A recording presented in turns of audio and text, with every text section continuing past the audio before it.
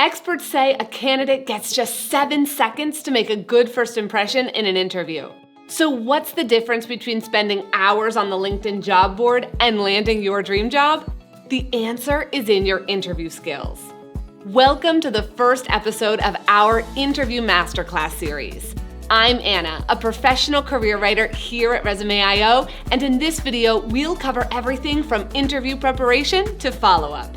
And make sure to stick around until the end of the video where we'll get a bonus tip from Silicon Valley career coach, Dr. Kyle Elliott. Let's get started.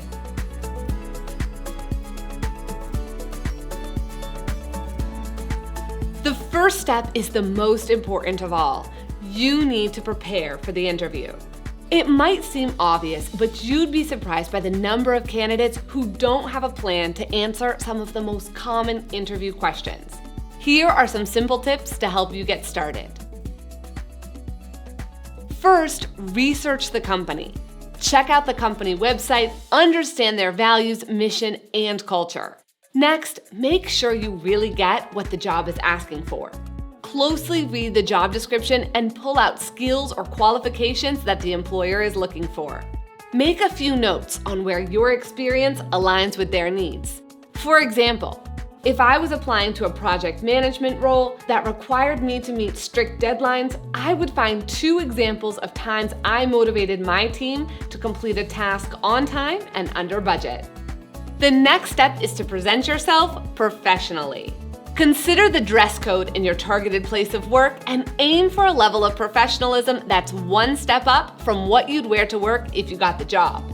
It is possible to be overdressed for an interview, but that's definitely better than being underdressed.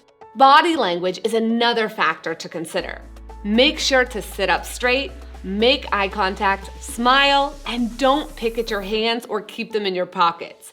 Instead, use hand gestures like open palms or steeple hands to emphasize your points. It's time to talk about how to master the main part of your job interview. There are a few common questions that seem to come up in interviews no matter what field you work in. You can create a super relevant response to each of them using the STAR technique.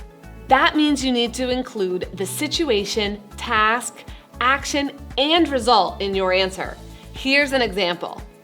In my previous role as an administrative assistant, I worked in a busy medical clinic.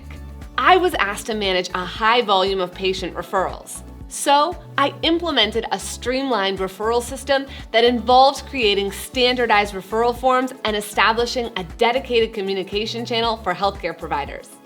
As a result of my efforts, the referral process became more efficient and reduced the patient waiting time. Even if you've prepared, sometimes interviews don't go according to plan.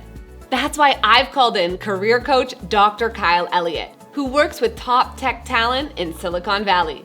Hi, Kyle. Hi, Anna. What should candidates do if they get an interview question they weren't expecting?